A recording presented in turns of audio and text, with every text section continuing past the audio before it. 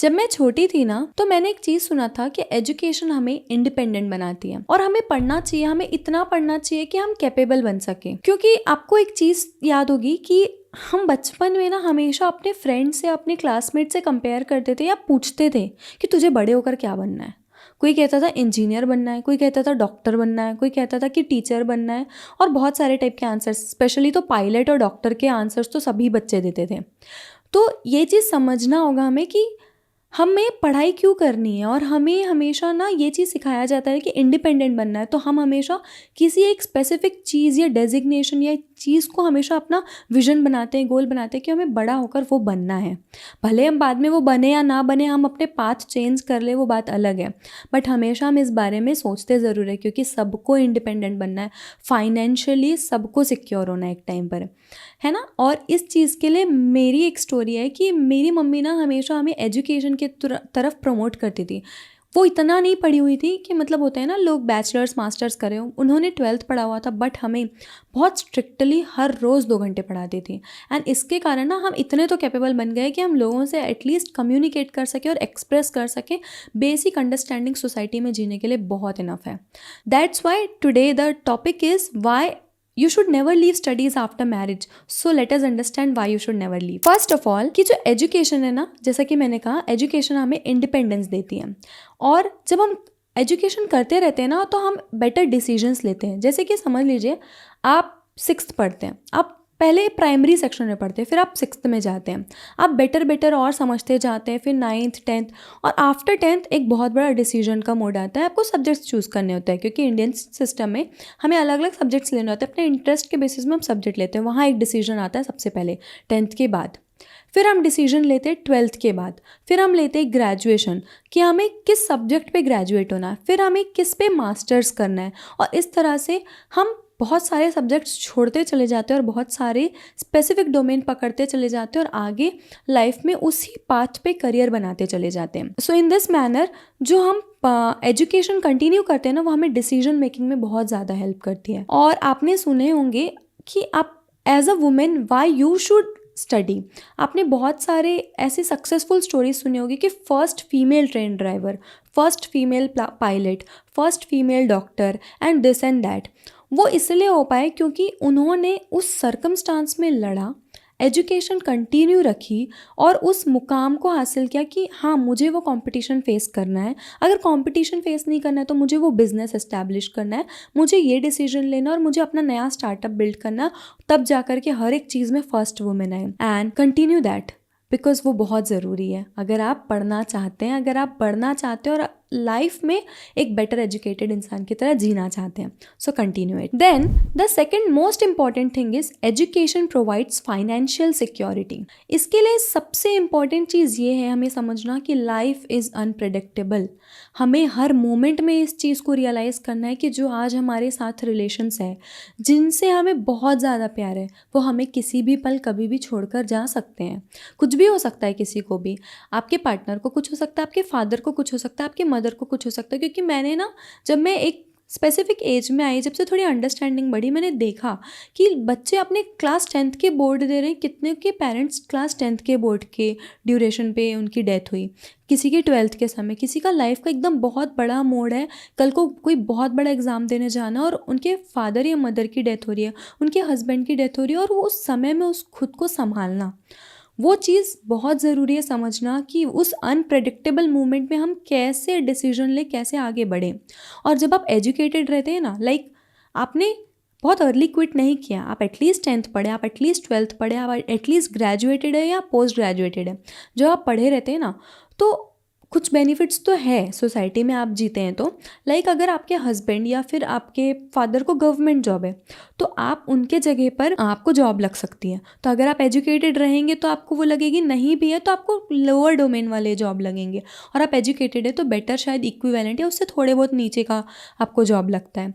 और अगर आप प्राइवेट सेक्टर में भी हो तो कुछ तो आपको बेनिफिट्स मिल जाते हैं या फिर आपको एटलीस्ट पेंशन आ रहे होते हैं। और नहीं तो अगर आप एजुकेटेड और आपके सामने इतनी बुरी बुरी सिचुएशन आ गई है, पर आप खुद को खड़ा रख सकते हैं, आप उस मोमेंट में उस चीज़ को फेस कर सकते हैं। एटलीस्ट स्ट्रांगली खड़े होकर के फेस करेंगे और न्यू इकोनॉमिक अपॉर्चुनिटीज़ आप मार्केट में कभी भी निकलेंगे ना, एक्सप्लोर करेंगे तो आपको ज़रूर मिल जाएगा। दैट्स वाई फाइनेंशियल सिक्योरिटी देती है। और आप जब अर्न करना शुरू करते हैं ना, तो वो उस फाइनेंशियल सिक्योरिटी के कारण आप बहुत अर्न करते हैं और आप अपने अर्निंग्स को बढ़ाते चले जाते हैं। So this is really really important. Next, the third point is education हमें मेंटल ग्रोथ एंड कॉन्फिडेंस देती है। क्योंकि जब हम एजुकेटेड रहते हैं ना, तो हम सोसाइटी में कभी भी किसी से भी खड़े होकर के बहुत अच्छे से कन्वर्सेशन कर सकते हैं, बात कर सकते हैं। एटलीस्ट जो चीज़ें चल रही है ना, हम उस हर एक चीज़ को समझ सकते हैं कि हाँ, न्यूज़पेपर में कोई आर्टिकल छपा है। अगर हमको अपने बच्चों को 6th स्टैंडर्ड में पढ़ाना है, 10वीं में पढ़ाना है या किसी भी क्लास में पढ़ाना है, आप उनके बेसिक बुक्स तो समझ ही सकते हैं। आप आसपास अपना एनवायरनमेंट ऐसा क्रिएट करेंगे कि ना एजुकेशन का इम्पोर्टेंस समझ में, आपकी पूरी पर्सनालिटी में वो चीज़ झलकती है। और ये आपको एक बहुत अच्छा एज देती है, क्योंकि आपका मेंटल ग्रोथ भी हो रहा होता है। आप ऐसे इंसान होकर के इंसान जैसा बिहेव करते हैं, इंसान होकर के आप एकदम ही अनएथिकल लोगों की तरह बिहेव नहीं करते हैं। आप हर एक चीज़ को बैलेंस वे में जीना सीखते हैं। लाइक एक एग्जांपल लेते हैं, अगर आप एजुकेटेड हैं तो आप घर पे क्या करेंगे, पॉलीथीन वाली चीज़ों में आप वेजिटेबल्स रखने की कोशिश नहीं करेंगे, या फिर पॉलीथीन बॉक्स में आप सर्व करने की कोशिश नहीं करेंगे, या फिर आप चॉपिंग बोर्ड यूज़ नहीं करेंगे प्लास्टिक के, जो कि आप बहुत ही ज़्यादा चिप ऑफ होते हैं और माइक्रो प्लास्टिक्स हमारी बॉडी में जाते हैं। तो ये सारे बेसिक एजुकेशन से आते हैं ना दिमाग में, और जो कि एक अनएजुकेटेड इंसान कभी नहीं ले सकता डिसीजन। सो इसका एक हमेशा एज होता है और आपको उसको कॉन्फिडेंटली हमेशा ज़िंदगी में जीना चाहिए कि yes, I at least know this. आप अगर कोई टैबलेट की या फिर कोई मेडिसिन ले रहे हैं तो उसके पीछे में जो प्रिवेंशन, प्रिकॉशन या फिर इंग्रेडिएंट्स लिखे होते हैं ना, एटलीस्ट आप उतना पढ़ सकते हैं। तो आपको इतना अवेयर तो रहना ही चाहिए, इतना एजुकेटेड तो रहना चाहिए, और हमेशा अपनी एजुकेशन का एटलीस्ट इतनी यूटिलाइजेशन तो करनी ही चाहिए। And the fourth important thing is कि जब आप एजुकेटेड रहते हैं ना, आप एक बेटर पेरेंट बनते हैं। You do a better parenting. How? इसका एक एग्जाम्पल समझते हैं। हम हमेशा क्या सोचते हैं कि हमारा बच्चा हम जो कहे ना उससे सीखे, जबकि हमारा बच्चा हमेशा हमें देखकर सीखता है। हम बच्चों को कितना ही समझा लें, वो कभी नहीं समझने वाले। पर जब हम वो चीज़ें कर रहे होते हैं, वो देख रहे होते हैं ना, वो हमारे साथ बैठ के करते हैं। लाइक एक प्रोडक्टिव मदर या एक एजुकेटेड मदर जिसे बुक रीड करना पसंद है, उसके बाजू में उसका बच्चा आकर के बुक रीड करेगा ज़रूर। अगर एक मदर को हमेशा प्रोडक्टिवली कुछ ड्रॉ करना, कुछ क्रिएट करना या कुछ क्रिएटिविटी चीज़ों में बहुत अच्छा टाइम इन्वेस्ट करना पसंद है, तो उसका बच्चा भी बहुत क्रिएटिव होता है। लाइक मैं एग्जांपल दूँ, मेरी मम्मी बहुत ही ज़्यादा ऑलराउंडर है, बहुत ही क्रिएटिव है। उन्हें हर एक चीज़ का एटलीस्ट आता ही है। मतलब वो सिलाई भी कर लेती है, वो योगा भी सिखा लेती है, वो बहुत क्रिएटिव है, वो घर भी मैनेज कर लेती है और इतनी सोशल चीज़ों में इन्वॉल्व रहती है। And I am also same. मैं बहुत सारी चीज़ें उनसे ही मैंने इन सारी चीज़ों को सीखा है। सो एक प्रोडक्टिव मदर का बच्चा हमेशा प्रोडक्टिव होता है। और उन्हीं के सामने, अगर बच्चों के सामने अगर आप फ़ोन चला रहे, दिन भर फ़ोन चला रहे, रील्स स्क्रॉल कर रहे, रील्स पे रील्स स्क्रॉल कर रहे हैं, रील्स बना नहीं रहे हैं, रील्स स्क्रॉल कर रहे हैं, टाइम वेस्ट कर रहे हैं, और दिन भर मीठा खा रहे हैं, चॉकलेट्स खा रहे हैं, तो आपका बच्चा क्या करेगा? ऑयल डिमांड करेगा, मीठा डिमांड करेगा, फ़ोन डिमांड करेगा, ज़िद करेगा। और अगर आपके घर पे गाली वाला माहौल है, मतलब अब्यूजिव वर्ड्स बहुत ज़्यादा यूज़ होते हैं, तो बच्चा डेफिनेटली गाली बकेगा। आप उसको कितना ही मार लो, कितना ही पीट लो, वो आपसे अच्छी चीज़ें नहीं सीख सकता। बिकॉज बुरी चीज़ें सीखना बहुत आसान है और अच्छी चीज़ें सीखने में बहुत टाइम लगता है। इसीलिए आप अपने बच्चों के सामने हर वो चीज़ करेंगे जिससे कि आप एक बेटर इंसान है, एक बेटर एजुकेटेड इंसान की तरह बिहेव करेंगे, आपका बच्चा एजुकेटेड इंसान की तरह ही बनेगा और आपसे बेटर इंसान बनेगा। So these are few benefits of keep studying, keep educating yourself. और एजुकेशन का कोई एज लिमिट नहीं होता है, ग्रोथ का कोई एज लिमिट नहीं होता है, and you can keep going like this.